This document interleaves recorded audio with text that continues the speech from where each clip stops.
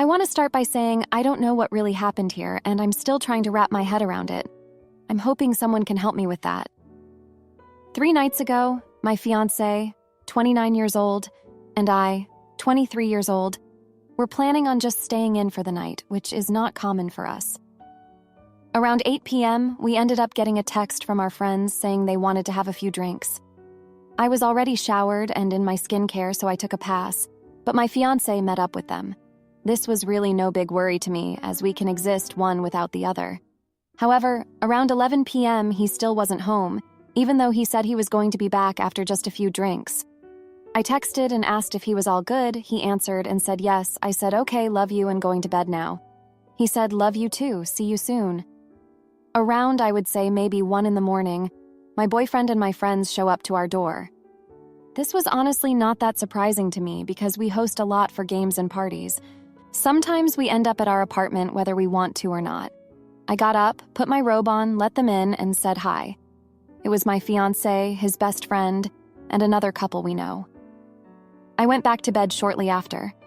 I couldn't sleep because they were being quite loud, but I heard the couple leave about an hour later, presumably when they were sober enough to get an Uber. Soon after that, my fiancé was in our bedroom, asking me to come hang out with him and his friend. I said I didn't want to, and my fiancé was so drunk at this point. I don't think he had stopped drinking since getting home. He pulled me out of bed and I said no again, but he wasn't listening. Eventually, I just bit the bullet and put my robe back on and headed out to sleepily sit. As soon as I sat down, my fiancé started to pull on my robe and tell me to take my jacket off. I told him it wasn't a jacket, it was a robe, and I wasn't appropriate underneath. I was wearing one of those nightgown things. He said he didn't care, and I reminded him our company might. He still demanded I take it off and got really rough with pulling on me. I pushed him away and told him he was too drunk and too stupid to be thinking correctly, and I reminded him of the function of a robe. He told me, he won't care, baby, come on, and proceeded to kiss me and grope me in front of him. I was so disgusted, even more so when his friends started to touch my hair and thighs, trying to move up my legs. My heart was literally in my throat at that point, and I shoved them both away, yelled at them, and locked myself in the bathroom. I know this friend really, really well, and I was so disgusted by him touching me at all like that. My fiancé and he have been friends since college. He calls him his brother. I just don't know what to do. I heard his friend leave after some hushed conversation, and then I heard my fiancé go to our bedroom. I thought he would come and apologize, but he didn't. He didn't even come and find me. I ended up coming out of the bathroom about half an hour later, and my fiancé was passed out drunk. The next morning, I cried when I demanded an apology, and my fiancé insisted that this incident did not happen. When I finally got him to admit he inappropriately touched me, he never admitted his friend did. He was just so reluctant to apologize. He actually never did. All he said was, "Sorry for getting carried away. Won't happen again." When I said I was going to need space if he couldn't even bother to say sorry, he told me I was overreacting and making things up. I tried to explain what happened to my friend, but I don't think she fully understood because she called me TA here. She said most women would die for a fiancé who wanted them that bad. Maybe I didn't tell the story correctly, or maybe I am TA here. What do I even do? What do I even say here? Am I the idiot for feeling uncomfortable about this whole thing? Now, for a few comments before the update. Comment 1, run, don't walk. He knows exactly what he was doing. I'm so sorry this happened to you, but I fear he does not care for your safety. He had every intention to engage in intimacy activity with you and his friend. Moreover, the fact that he does not feel remorseful or apologize after subjecting you to such a situation and witnessing your distress is a clear warning sign. Do not marry that man, not the idiot. Comment 2. That needs to be your ex-fiancé. That's so messed up. I'm betting they wanted a threesome and had it planned out. Even if that wasn't the case, he should have been angry at his friend for touching his fiancée. Regardless, the forcefulness and the fact that you had to lock yourself up is completely unacceptable. Now, for the update. Thanks for sticking around to hear more. After that night, things went from bad to worse. The next day, my fiancé acted like nothing happened. He went to work, came back, and expected dinner on the table. I couldn't even look at him without feeling sick. I spent the day in a daze, trying to process what had happened. I couldn't shake the feeling of his friend's hands on me. It was like a nightmare I couldn't wake up from. I decided to confront his friend. I needed to know why he thought it was okay to touch me like that. I found him at the local bar, the same place they'd been drinking before the incident. He was there, laughing like he didn't have a care in the world. When I asked him about that night, he just shrugged and said, "What's the big deal? We were all just having fun." I felt my blood boil. Fun? That was his idea of fun? I told him it wasn't fun for me. I told him I felt violated. He just laughed and said I was being dramatic. That's when I lost it. I slapped him across the face. The bar went silent. He just stared at me, shocked. Then he got up and left without saying a word. I knew I'd crossed a line, but I didn't care. I was so angry. When I got home, my fiancé was waiting for me. He'd heard about the slap. He was furious. He said I'd embarrassed him in front of his friends. I tried to explain how I felt, but he wouldn't listen. He said I was the one who had to apologize, not him or his friend. I couldn't believe what I was hearing. The next few days were a blur. My fiancé barely spoke to me. I felt alone and confused. I started to question everything about our relationship. Was this really the man I wanted to marry? The man who wouldn't stand up for me? The man who thought it was okay to treat me like that? Then the situation escalated even further. My fiancé's friend pressed charges against me for the slap. I was shocked. I couldn't believe he'd go that far. I had to hire a lawyer, which drained my savings. My fiancé said it was my fault for not controlling my temper. He said if I'd just let it go, none of this would have happened. The court date was set for the end of the week. I was terrified. I'd never been in trouble with the law before. I didn't know what to expect. The night before the court date, my fiancé gave me an ultimatum. He said if I didn't drop the charges against his friend, he'd call off the wedding. He said he couldn't marry someone who caused so much drama. I was at a crossroads. I could fight for what I believed was right, or I could try to salvage my relationship. I chose the latter. I dropped the charges. I thought it would fix things between us, but it didn't. My fiancé still called off the wedding. He said he couldn't trust me anymore. He said I was too volatile. I was devastated. I'd lost my fiancé, my dignity, and my savings. I moved out of our apartment and into a small studio. I was starting over, with nothing but a broken heart and a tarnished reputation. Looking back, I know I made the right decision to stand up for myself, even if it cost me everything. I'm slowly rebuilding my life one day at a time. It's not easy, but I'm getting there. I just hope I can find someone who respects me and treats me the way I deserve to be treated. Thanks for listening. My ex-husband abandoned us, but now wants to play dad after years of silence. So I took him to court and showed him who's boss by getting full custody and a restraining order. Hi, everyone. There are multiple people involved here, so I will give everyone fake names. Me, 33-year-old female, my current husband, John, 35-year-old male, ex-husband, Tom, 39-year-old male, my son, Luke, 15-year-old male, and John's daughter, Julia, 16-year-old female. I met my ex, Tom, when I was 17 and fell pregnant at 18 when he was 24. I initially did not want the baby, but Tom convinced me to keep him, as Tom was finishing a graduate scheme in his current job and was going to get a massive pay rise and can afford to look after us, etc. I was naive, young, and stupid and took his words seriously. We essentially had a shotgun marriage. My parents, at this point, were deeply religious. They are more liberal now, and so was Tom's, so everyone thought this was best. 7 months into my pregnancy, Tom just left me. His parents stopped speaking to me. He said he didn't want to give up his youth to be a father, and he made the wrong decision. I was devastated, but over time got over it with the support of my parents and family, and I didn't speak to Tom ever again. Tom is not on the birth certificate. When I was 25, I met my current husband, John, and he was a single dad. The mother of his child tragically passed away, and he's been raising his daughter all alone. We bonded over being single parents and eventually fell in love and married. John treats Luke like he is his son, and I treat Julia as if she is my biological daughter. She is my daughter in my eyes, and Luke is John's son. We have a wonderful family unit, and as far as I know, both kids are happy. Luke calls John his dad and introduces him as dad to everyone. I have told Luke the story of his biological dad, and he has told me he has no other dad than John. 2 weeks ago, I received a Facebook request from Tom, and out of curiosity, I accepted and told John about it immediately, and he thought it was strange. I think I messed up here by accepting it.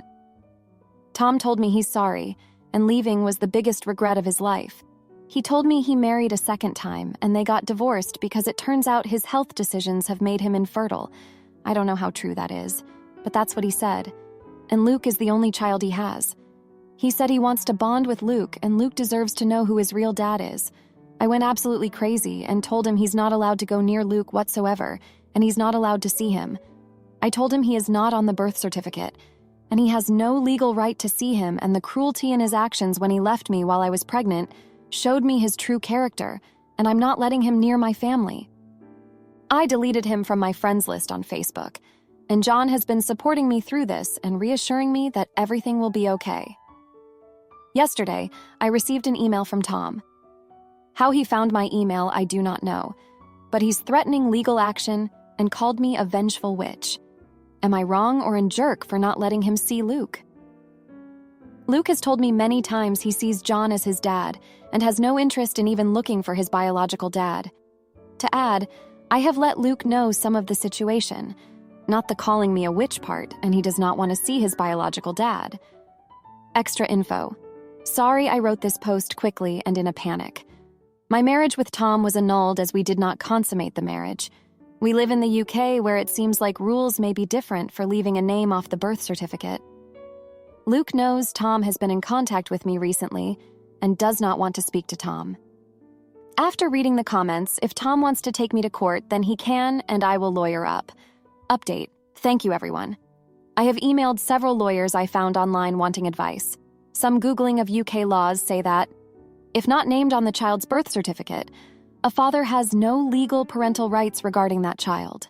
However, a father can apply for a parental responsibility order or enter a parental responsibility agreement with the child's mother to gain parental rights to the child. I will hopefully have updates when I manage to speak to some people tomorrow, but so far it looks like he has no rights and needs to apply for parental rights. Now for a few comments before the update. Comment 1. Not the idiot, even Luke can see through his nonsense. He had 15 years to be in his son's life, and instead he chose to be a young turd who ended up sterile, ironically like the jackass he is. He only wants to be involved for selfish reasons, and for that alone he should not be allowed near Luke. Not to mention your son knows who his true father is, and has already expressed no desire to see Tom. Comment 2. I think you are missing an opportunity. 15 years of back child support and 3 more years of child support going forward, which you can put into Luke and Julia's college fund, just for a couple of supervised visits a month. I joke, a little. But my point is that Tom's threat of legal action has consequences for him that I do not think he has considered. Now, for the update. Thank you for sticking with me through this mess. So, Tom's been relentless. After that email, he actually showed up at Luke's school. Can you believe that? Luke came home that day, white as a sheet, saying some guy had been asking about him. It didn't take long to put 2 and 2 together. I was livid, to say the least. John wanted to confront Tom, but I said no, we're not sinking to his level. We're handling this through the proper channels. I spoke to the school, made sure they knew not to let Tom anywhere near Luke. They were apologetic, said they had no idea. I guess Tom can be charming when he wants to be, but that's not even the half of it. Julia's been acting out, and I found out it's because some kids at school have been talking. Word gets around, and now she's caught in the middle of this drama that's not even hers to deal with. Then, as if things couldn't get any worse, John's been distant. Turns out Tom had the nerve to approach him at work, spinning some sob story about wanting to make amends. John didn't tell me right away because he didn't want to add to the stress, but secrets in a marriage, they fester. We had it out, a proper shouting match, which never happens. We're that couple that always talks things through. Not this time, though. In the aftermath, Luke's been quiet, too quiet. He's always been such a talkative kid, but now it's like he's building walls around himself. And Julia, she's been skipping school, which is so unlike her. I've been trying to keep it together for their sake, but it's like I'm holding onto sand, and it's all just slipping through my fingers. I finally heard back from one of the lawyers. They said Tom could try for parental rights, but given his history, it's a long shot. Still, the thought of going to court, of dragging Luke through that, it's keeping me up at night. I've been doing some research, too, trying to understand all the legal jargon. It's like a second job, on top of everything else. And then, the news. Tom's been in contact with my parents. They've always been a bit traditional, and it seems Tom's playing the prodigal son card. They think he deserves a second chance, that Luke should know his biological father. I couldn't believe it. After everything, they're taking his side. It's like I'm back to being that scared 18-year-old and everyone's making decisions over my head. I've been trying to shield Luke from all this, but kids are smart. They pick up on things. He asked me if I was okay and what could I say. I told him we'd get through this, but I'm not so sure I believe that myself. John and we're trying to find our way back to each other, but it's like we're speaking different languages all of a sudden. So that's where we are. Tom's stirring up trouble, my own parents are questioning my decisions, and my family feels like it's on the verge of falling apart. I'm trying to be strong, but there's only so much one person can take. I'm just hoping we can find some peace soon for all our sakes. Thank you for reading. My husband fakes our perfect life online, but when I find out, I make him confess to the world and watch as his fantasy crumbles. I am a stay-at-home mom. I left my career to stay home with our child, 3-year-old girl, a little over a year ago.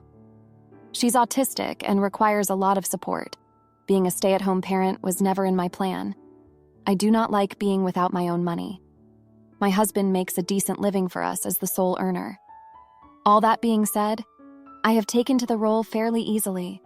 I enjoy meal planning, cooking, and baking. Generally, I like experimenting in the kitchen. I built a small garden in our backyard, and I do the majority of the cleaning. When my husband is home, he also does chores and parenting. He's not one for traditional gender roles, or so I thought. We've been together for 10 years. I was vacuuming his office about a week ago. He had left his monitor on before he left for work. Not uncommon, and I went to shut it off. What threw me off is that he had X-Twitter open. At first I was just confused by the posts about traditional wives, until I saw a picture of me getting something out of the oven. The more I looked, this was his account, and he was bragging about having a traditional wife, lying about our dynamics. There were other pictures of me in the garden, and one of me reading a story to our daughter. Thank God her face wasn't in it. I was so upset, angry, and creeped out. I didn't even think. I just called his phone, and when he answered, I snapped. I don't even really remember what I said. I do remember him saying to calm down and that it was just silly posting. After that, I told him I want a divorce, that he was a creep, and hung up. He, of course, came straight home. We argued a bit, but I have a fairly strict routine I keep with my daughter. He made me promise we'd talk at night. We did, and he showed me he deleted the account. It's been a week, and my anger hasn't calmed down at all. This is not the man I thought I knew. He says it started as a joke and got out of control because he liked the attention. So, Reddit. Would I be the idiot if I divorced my husband for pretending I'm a traditional wife online? Edit. I'm going to answer some questions now that my daughter is in bed. Yes, I am a traditional wife. I am not a trad wife. Since our dating years, I've always made it known that I wanted an equal partner. I did not want weird gender roles forced on any children we might have. He always agreed and self-identified as a feminist. I have been mostly avoiding him. I have a temper, and I don't want to be mean to him. So I've been keeping my distance. We've been sleeping in separate rooms, but trying to act normal around my daughter. No, there have been no other glaringly bad issues in our marriage. A couple of times early on, he would crash at friends' houses after a night out and not communicate where he was. After we talked about it, he never did it again. I do not regret being a stay-at-home parent or resent my daughter. She is a sweet girl with a lot of challenges in front of her. We're doing our best to get her early interventions, therapies, etc. My husband has other social media. These photos never showed up on them, not as an appreciation post our families could see. Yes, I do expect him to ask my permission to post me. Or at the very least, let me know he has posted me. We do not, under any circumstances, post pictures of our daughter's face online. We agreed on that 5 years before we had her. There were about 30 posts that I saw. Yes, my face was visible. I didn't read them all. My head started to spin after seeing the one with my daughter. The caption was something like, "I thank Jesus every day for these beautiful ladies." My husband is an atheist. I'm going to try and have a conversation soon. I'm not sure when. I need to be in a less easily set off headspace because I just can't get over the sneaking and lying. It's so bizarre. Now for a few comments before the update. Comment 1. My mom was so fortunate. When the war started, my dad was in the military. Before they were shipped to the next base, he bought the house across the street from my mom's parents. My dad made my grandfather sign documents saying that if my dad died in the war, at that point in time, the house would have become my grandfather's house because women weren't allowed to own real estate. Then my mom would have all the benefits and rights to the home. My grandfather was not allowed to sell it, remove her, or move anyone else into the home. This includes the entitled brother. He was also not allowed to withhold any money my mom had or would get as a result of Dad's death during wartime. She was also fortunate that her dad loved her enough to agree to all the conditions. But I think my dad had a backup plan. For a long time, being a woman was no benefit. Comment 2. Not the idiot, that's disgusting behavior. At a minimum, both of you should do couples counseling. But in this case, I would argue that you do not owe him to participate in that. There is a gulf between being a homemaker and a traditional wife. Also, maybe it is just me being younger. I am not sure. And maybe this is a bit off topic. I personally dislike stay-at-home parents not having, at some level, access to their own finances. Your contributions are just as valuable as his. I personally dislike the idea of a stay-at-home parent not having a separate IRA and some percentage of the household income that they get for themselves. Now, for the update. Thanks for sticking around. Things have gone from bad to worse. I thought I had seen it all, but I was wrong. 2 days ago, I found out my husband didn't just have that one Twitter account. He had multiple accounts across different platforms, all spinning the same lie about our life. I found this out because one of his followers messaged me on Facebook, praising me for being the ideal woman. I was confused and horrified. I confronted him again, and he broke down, admitting to everything. He said it was an escape, a fantasy world where he was admired for having a perfect life. I was ready to pack my bags right there, but then our daughter had a meltdown. She's been having a tough time adjusting to the tension at home. I had to put my anger aside to comfort her, feeling like I was trapped in a life I didn't sign up for. The next day, I got a call from my old boss.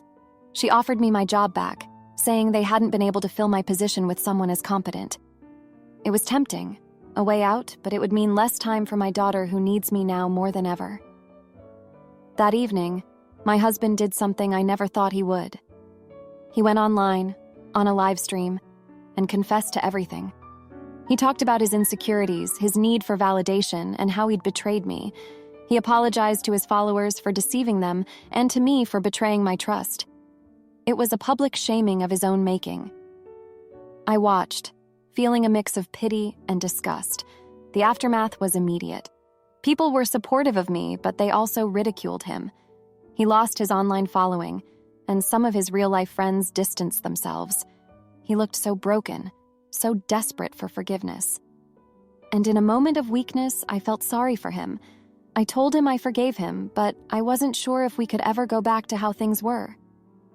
Yesterday, I thought things might settle down, but life had another curveball to throw. My husband's confession had gone viral, and suddenly, we were the center of unwanted attention. Reporters showed up at our doorstep, wanting to know more about the man who lied to the internet. We were doxxed, and I feared for our daughter's safety. In the midst of this chaos, my husband did something unexpected. He reached out to an old friend who's a lawyer, seeking advice on how to protect our privacy. He also started looking for a therapist, saying he needed to work on himself, for us and our daughter. I'm still angry and I feel betrayed, but I also see a man who's trying to make things right, even if it's after making a huge mess. I'm not sure what the future holds for us, but for now, I'm focusing on our daughter and trying to navigate this storm he's brought upon us. Thanks for reading. If you liked this video, you'll probably like these too. Also, while you're here, please consider subscribing. It's your support that keeps this channel alive and allows me to make better and longer videos. Have a great day.